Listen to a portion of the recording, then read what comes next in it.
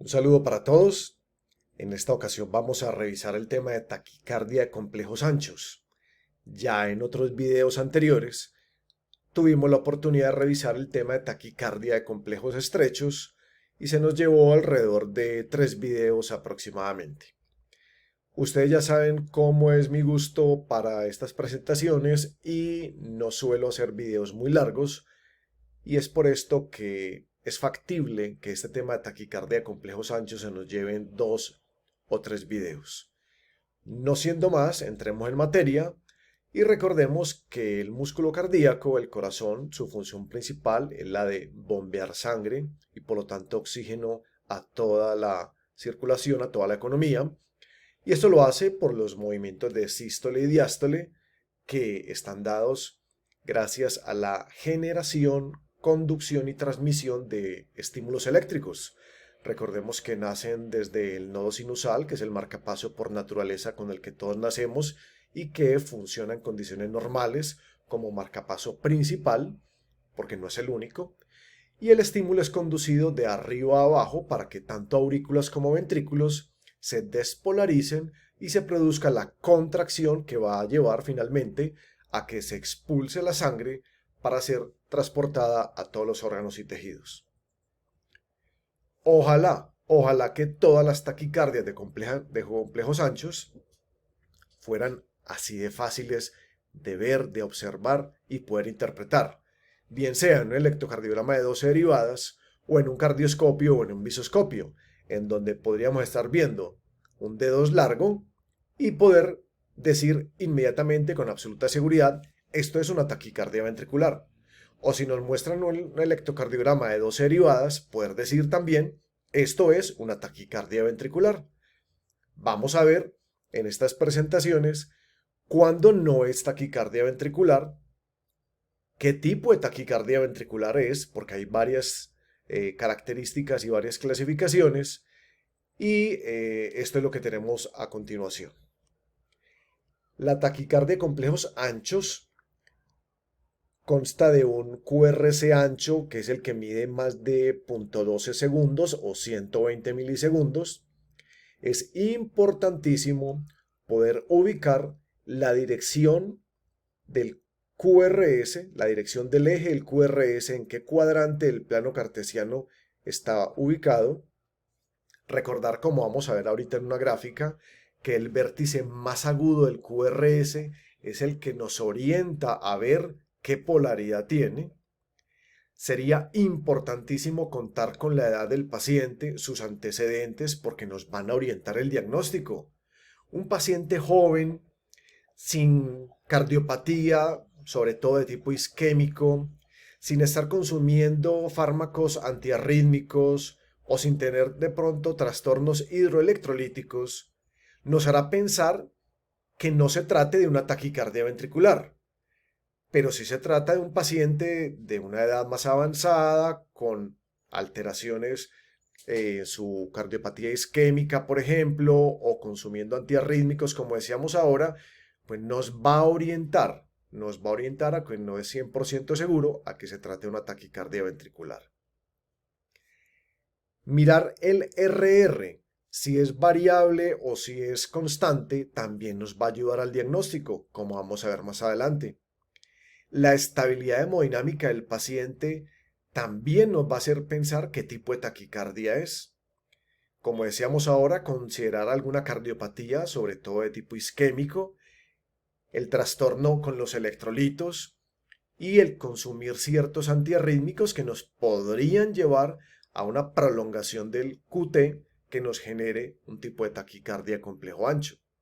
La presencia de espigas dadas por la presencia de un dispositivo de estimulación eléctrica va a ser muy importante para pensar en el diagnóstico, dado que la presencia de un dispositivo que esté estimulando nos va a ensanchar el QRS y el encontrar lo que se conoce y vamos a ver más adelante como concordancia eléctrica también nos puede sugerir la presencia de una taquicardia ventricular. Algunos tips o pistas para sospechar cuando se trata de una taquicardia ventricular es tener una taquicardia regular con un QRS amplio, que el paciente tenga una cardiopatía estructural, sobre todo isquémica, como decíamos ahora, y que haya la presencia de una disociación auriculoventricular, es decir, que haya más presencia de complejos QRS que de ondas P. Eso va a hacer pensar mucho más fácil en una taquicardia ventricular. Pero si yo veo que esa taquicardia de complejos anchos tiene un RR variable, pues yo pensaría o en una taquicardia ventricular polimorfa, en cuyo caso el paciente va a estar en muy malas condiciones, porque si no está inestable hemodinámicamente es que está en paro, o también podría pensar en una fibrilación auricular preexcitada. Mucho más fácil pensar en esta última cuando el paciente está estable. Otra cosa supremamente importante es ver qué respuesta se da en esa taquicardia cuando yo bloqueo el nodo AB, sea por maniobras vagales o sea por medicamentos que bloqueen este nodo tipo adenosina. Si hay respuesta, lo que yo tengo es una taquicardia supraventricular. Miren entonces acá, tenemos una taquicardia de complejos anchos y de pronto nos podría surgir la duda y es acerca de la orientación del QRS. ¿Cuál es el QRS, por ejemplo? ¿Será este que va hacia arriba? ¿O de pronto es este que tiene polaridad negativa? Entonces ahí la pista es ver cuál es el extremo que está más agudo. Y vemos que es este. Entonces concluimos que la orientación del QRS es hacia abajo. Tiene polaridad negativa. Y eso es importante para que podamos aplicarlo en D1 y en ABF y ver la orientación del eje del QRS y ver en qué cuadrante está. Dentro de los tipos de taquicardia de complejo ancho, entonces están las de RR constante y las de RR variable. Las regulares son la taquicardia supraventricular que tiene un bloqueo de rama y entonces conduce con aberrancia, o la taquicardia supraventricular que tiene una vía accesoria que puede ser derecha o izquierda, o la taquicardia que está mediada por marcapaso, o la taquicardia ventricular que finalmente cuenta con el 80% de todas las taquicardias de complejo ancho. Cuando tenemos una taquicardia complejo ancho con RR variable, ya lo decíamos ahora, pensaríamos en una taquicardia ventricular polimorfa, el paciente no va a estar para nada bien, o en una fibrilación auricular preexcitada. Entonces es supremamente importante para el abordaje saber cómo está el paciente. ¿Está en paro cardiorrespiratorio? ¿Tiene ritmo de perfusión? ¿Él está estable o está inestable? Para saber entonces cómo lo vamos a manejar y qué diagnóstico vamos a hacer en la pantalla del monitor. Pueden darse la presencia de taquicardias paroxísticas, sostenidas y no sostenidas. Entonces, el nombre paroxístico, como muy bien lo sabemos, es esa taquicardia o ese ritmo que aparece por momentos. Hoy lo puedo tener, mañana no, o me puede variar en el mismo transcurso del día.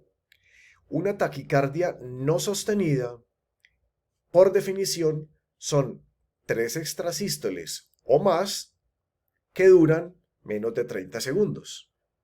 Y la que es mayor a esa duración de tiempo, hablamos de una taquicardia sostenida, como miraremos en los ejemplos más adelante. Acá, por ejemplo, tenemos un electrocardiograma de 12 derivadas en donde claramente vemos que va rápido y que tiene una taquicardia de complejos anchos. Acá, por ejemplo, sería una polaridad negativa. Fíjense que está mucho más agudo este ángulo que este de acá, para que reconozcamos entonces la orientación del QRS. Taquicardia ventricular, fácil de entrada. Pero entonces puede existir la presencia de extrasístoles. Y recuerden que si tiene un QRS ancho, Vamos a hablar de extrasístoles ventriculares. Acá, por ejemplo, tenemos una extrasístole aislada. Acá, por ejemplo, tenemos la presencia de unas dupletas o parejas. Y como tiene el QRS ancho, son dupletas o parejas ventriculares. Y acá tenemos lo que algunos de pronto llamamos equivocadamente tripletas, pero es que tripleta no existe porque veíamos ahora que por definición 3 extrasístoles o más con una duración menor a 30 segundos nos define la taquicardia ventricular no sostenida. Causas de complejos anchos. Obviamente los ritmos que se originan en el ventrículo, los bloqueos de rama, los síndromes de preexcitación, sobre todo el Wolff-Parkinson-White, la hipercaliemia, que se me eleve el potasio, el estímulo de un marcapaso que ensancha el QRS, intoxicación por medicamentos, principalmente los antidepresivos tricíclicos, otros tóxicos o incluso el equipo mal calibrado. Dentro de la taquicardia de complejo ancho tendremos que definir entonces cuándo es una taquicardia ventricular, ya lo decíamos ahora, 80% de las veces será de 10 trazos de QRS ancho acelerado, 8 serán taquicardia ventricular, más o menos un 15% será una supraventricular con conducción aberrante y un 5 a 10% aproximadamente puede ser una supraventricular conducida con preexcitación. Acá vemos entonces de los mecanismos que pueden generar esa taquicardia de complejo ancho. Acá vemos un bloqueo de rama, nos da una conducción aberrante, una vía accesoria, también nos puede ensanchar el QRS, o ritmos originados propiamente en el ventrículo. La taquicardia supraventricular con bloqueo de rama es aquella que tiene un QRS ancho pero inferior a los 140 milisegundos, en donde hay asociación auriculoventricular, o sea que por cada P hay un QRS, o de pronto en el flutter, por cada 2 ondas F va a haber un QRS, y generalmente vamos a tener regularidad en el intervalo de RR. Va a haber entonces una relación 1-1, en donde acá podemos ver QRS onda P, QRS onda P, QRS onda P. Cuando hay un bloqueo de rama, podemos ver entonces que en B1 y B2 hay morfología de rama derecha, o en B5 y en B6 encontraríamos la morfología de rama izquierda, para que entremos más adelante a analizar.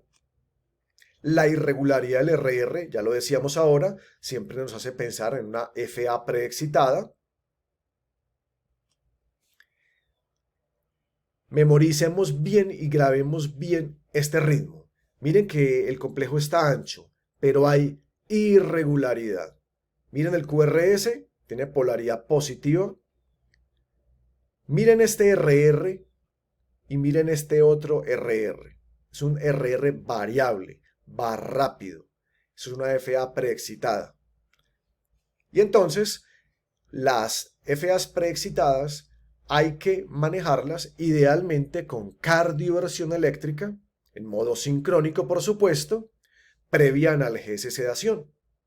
En alguna época se recomendó el empleo de la amiodarona como para tenerla ahí a la mano como alguna herramienta alternativa, pero lo que sí no debe suceder es que utilicemos antiarrítmicos que bloqueen el nodo AB, como por ejemplo la amiodarona, los beta bloqueadores, los calciantagonistas o incluso la misma digoxina, porque entonces le dejamos toda la carrera libre a la vía accesoria y nos manda impulsos a una velocidad exagerada al ventrículo y nos puede meter al paciente en una fibrilación ventricular. Acá tenemos entonces las taquicardias preexcitadas para que miremos la clara variabilidad del RR, a diferencia de este otro trazo en la que vemos un RR constante o regular.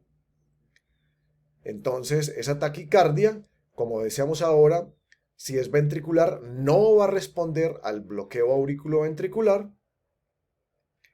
y puede originarse la ventricular por aumento del automatismo, actividad focal desencadenada o reentrada. Un abrazo y hasta la próxima.